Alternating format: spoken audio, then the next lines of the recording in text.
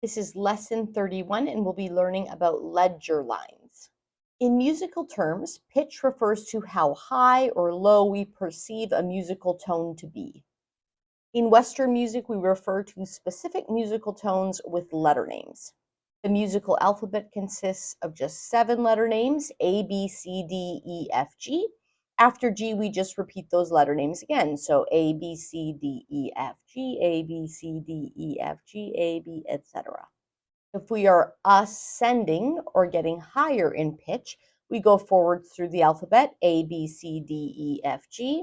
If we're descending or going lower in pitch, we descend or go backwards through the alphabet. So G, F, E, D, C, B, A. The composer represents pitches or specific musical tones on the staff by placing note heads on and above and below the staff. So a note head on, say, line 1 will have a different pitch or musical tone than a note head on, say, line 5, provided we're still in the same clef. Music is written on a staff, which consists of 5 lines and 4 spaces that we count from the bottom to the top. 1, 2, 3, 4, 5 lines and 1, 2, 3, 4 spaces. We learned about the treble clef or G clef, which is used for the right hand of the piano, for women's voices, and for high instruments like the flute, trumpet, and violin. We can draw a treble clef by starting on line 2, bumping up to hit line 3, down to line 1, up and around, back down again, a little hook. This is called the treble or G clef because within the clef there's a code embedded. All this curlicue action around the second line helps us know that the second line is an important spot. If we draw a note head there, this will be a G, as we've now learned. And from there, we'll be able to decode all of the other pitches on and above and below the staff. We learned about the bass or F clef, which is used for the left hand of the piano, for men's voices, and for lower instruments like the cello. We can draw a bass clef or F clef by starting on line 4, bumping up to line 5, drawing half a heart, stopping just below line 2. We draw a dot in space 4 and another in space 3. These dots are the secret code embedded within this bass or F clef. They help us to know that line 4 is important. If we draw a note head there, this would be an F. From there, we'll be able to decode all the other notes or pitches on and above and below this staff. Remember that pitches can move from one to another through stepwise motion. Stepwise motion occurs when we have a line note which goes directly to the very next adjacent space note, either up or down. This would be an example of a line note going up by step to the very next space note. Notice that this is a G and this is an A, so just as the note heads are adjacent to each other, the letter names that we use to describe these pitches are also next to each other. Another example could be from a space note directly down to the very next adjacent line note. So for example, this C descending to this B. This would be an example again of stepwise motion, because this space note is directly next to this very next line note. We learned also that pitches can move from one to another through skipwise motion. Skipwise motion occurs when you skip over pitches or skip over letter names.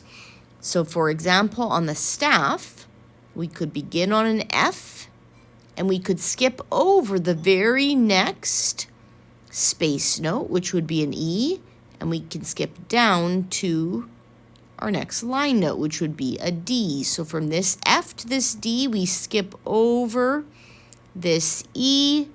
So this would be an example of a descending skip. This is an example of the smallest type of skip we can have, from one line note to the very next line note, skipping over the space note that's between them, or from one space note to the very next space note.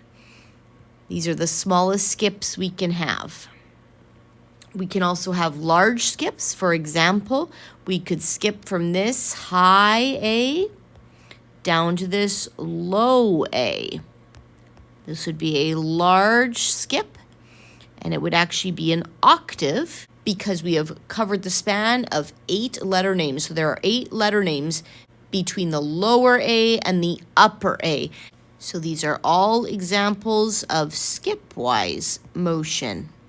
We can also move from one pitch to the next pitch through stationary motion. And stationary motion is exactly what it sounds like. It doesn't move.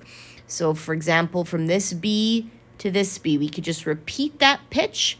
In this case, the melody would not be moving up or down. It would be completely static.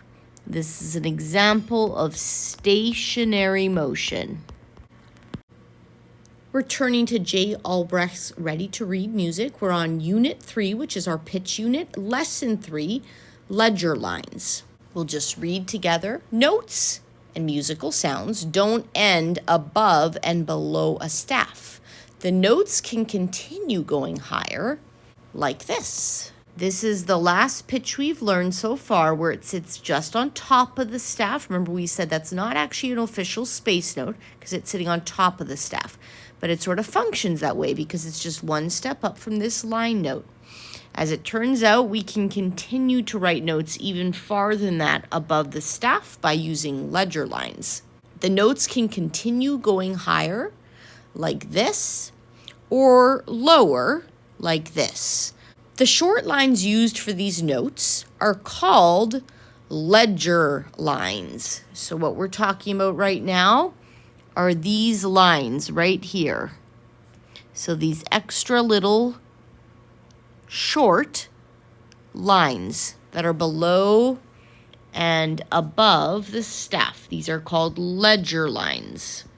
Notes are placed on, above, or below the ledger lines. Ledger lines are really just a continuation of the staff, but the lines are shorter. They don't run all the way across the page like staff lines. So before we continue on, let's just take the time to decode these pitches. So looking at the top staff here, we have a treble clef. Remember, it's a treble or G clef because of this curly Q action around line 2 that helps us to know that this is an important spot. If there's a note on line 2, that would be a G. From there, we can decode all the other letter names on the staff. So if this is a G, the next space up is an A, then the next line is a B, and this first note here that we see is a C. And then we just continue to the very next line note, so we know we're going up by step. The musical alphabet continues, so C, D, one step up again to E, so we're just ascending by step. Then up to an F on line 5, and then we just continue to step up above the staff to a G. Notice that this is the very next ledger line note, and the note just sits right on top of that ledger line. So this would be an A. We step up again to the next, what looks like a space note, just sitting on top of this ledger line. So this would be our B, and we ascend again by step to the very next line note, which would be a C, and then up again to our next space, which would be a D. You can see that we have 2 examples of an octave span here, from this low C to this high C. Remember that it's called an octave because we have covered the span of 8 letter names, and we count C, that first C is 1, so 1, 2, 3, 4, 5, 6, 7, 8. And we have another example of an octave right here. From this low D to this high D, again, we've covered the span of 8 letter names. 1, 2, 3, 4, 5, 6, 7, 8. Moving down here to this bass or F clef. Remember, it's called an F clef because these 3 dots here all help us to know that this line 4 is very important. This would be our F. From there, we can decode all the other letter names. So stepping down from this F down to the next space, an E, down to the next line would be a D, and then Here's a C. This would be a lower C than the C we saw up here in the treble clef. In fact, it's actually 2 octaves below. We'll learn more about this, but this is why we need the bass clef, because otherwise we'd have to draw indefinite ledger lines to demonstrate a pitch that low in the treble clef. So the bass clef helps us to represent the lower pitches without making it super difficult to read. So we're descending in pitch now. We step down from this space note to this line note right here, and this would be our B. We're going backwards through the musical alphabet. We step down again to an A, and then again to a G.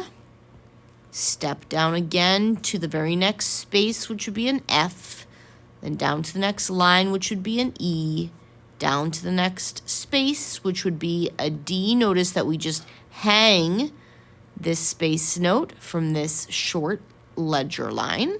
And we step down again to this C, and then down again to this B. Continuing to read, the letter names of the notes continue up and down on the ledger lines. Here are the note names for ledger lines in the treble clef. Let's just take a look at this. Again, this is the treble or G clef, because this curly Q action helps us to know that this line 2 is a special spot. This would be our G. From there, we can decode all the other letter names. We're going to begin just by looking at why this note would be called a C. I just want to make sure we're able to decode this. So if this is our G, we step down to an F in this space, E on this line, D on this space just below the staff, and then that is why this would be our C. From there, we just descend through the musical alphabet to lower pitches by step. So B, A, G, and F. Similarly, we could start on this G and climb all the way up above the staff. So this would be our A, B, C, D, E, F.